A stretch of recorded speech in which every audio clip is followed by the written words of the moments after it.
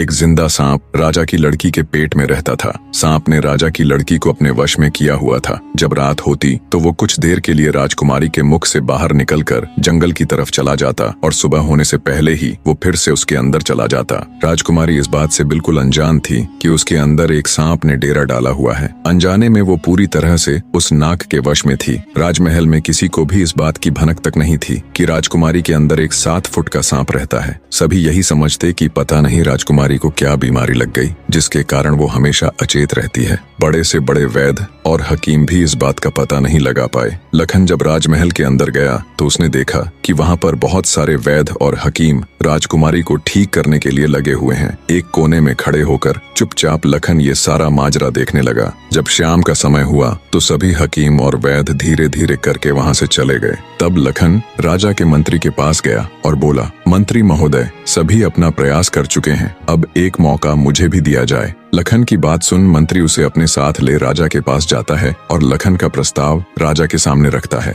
बेचारा हर तरफ से निराश हो चुका राजा एक बार अनमने ढंग से लखन की तरफ देखता है, फिर दुखी मन से कहता है, बताओ तुम मेरी बेटी का इलाज किस प्रकार करोगे। लखन राजा को प्रणाम कर बोला, महाराज, मुझे एक रात अपनी बेटी के साथ ठहरने की इजाजत दीजिए, तभी मैं किसी नतीजे पर पहुंच सकूंगा। एक बात और महाराज, मैं बिल्कुल एकांत में राजकुमारी के साथ रहना चाहता हूँ, तभी मैं अच्छे से ध्यान लगाकर राजकुमारी जी की बीमारी का पता लगा पाऊंगा। लखन की आत्मविश्वास भरी बातों से राजा के मन में हल्की सी उम्मीद जागी। उसने लखन को रात में राजकुमारी के साथ एकांत में रुकने की इजाजत दे दी। राजा की इजाजत मिलते ही लखन राजकुमारी के कक्ष में गया और उससे कुछ दूर एकदम चुपचाप बैठकर उसे देखने लगा। जैसे ही रात के 12 बजे का समय हुआ तो अचेत अवस्था में पड़ी हुई राजकुमारी के मुंह से सांप बाहर निकला और महल के परिसर से होता हुआ जंगल की ओर चला गया। ये सब देख लखन दंग रह गया। वो बिना कुछ हरकत किए चुपचाप वहीं बैठा रहा। जब रात का आखिरी पहर खत्म होने को आया तब वो सांप वापस लौटा और राजकुमारी चंद्रकला के मुख से होता हुआ पूरा उसके अंदर समा गया। दम साधे लखन ये सारा माजरा देखता रहा। सारा माजरा देख उसे समझते देर न लगी